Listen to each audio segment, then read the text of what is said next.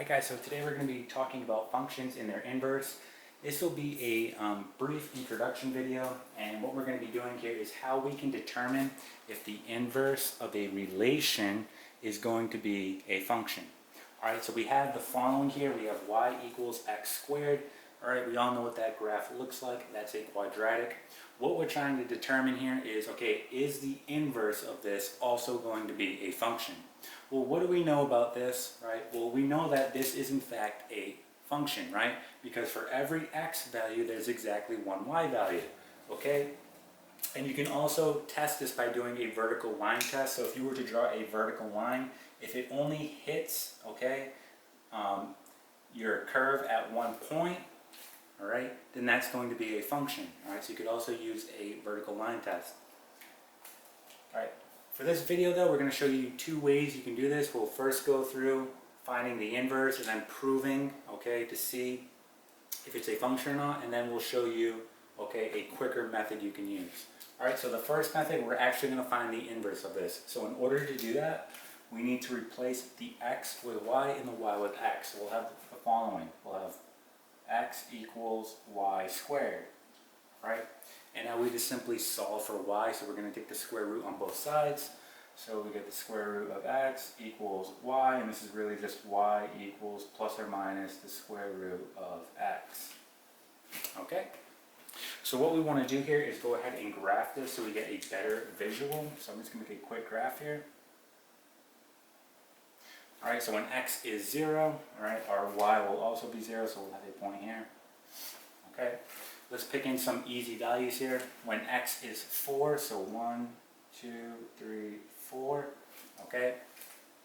Well, what will y be? So the square root of 4 will be plus or minus 2. So I'm going to have 1, 2, and then negative 2, right?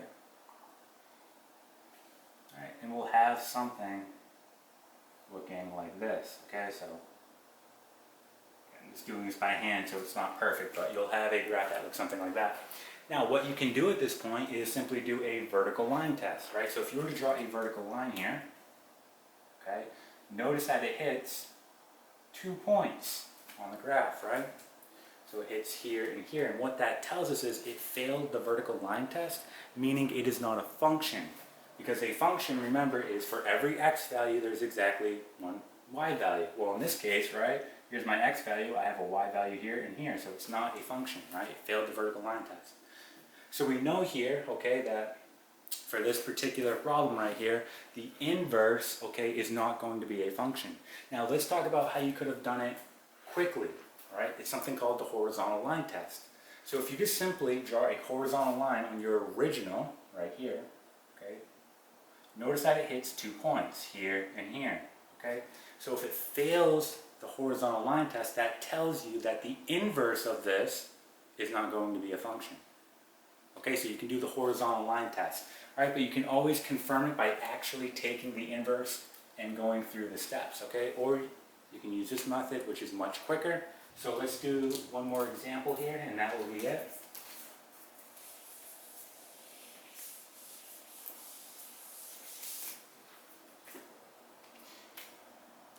So we have the following. You can have a graph that looks something like this, right? And let's say we have something like this.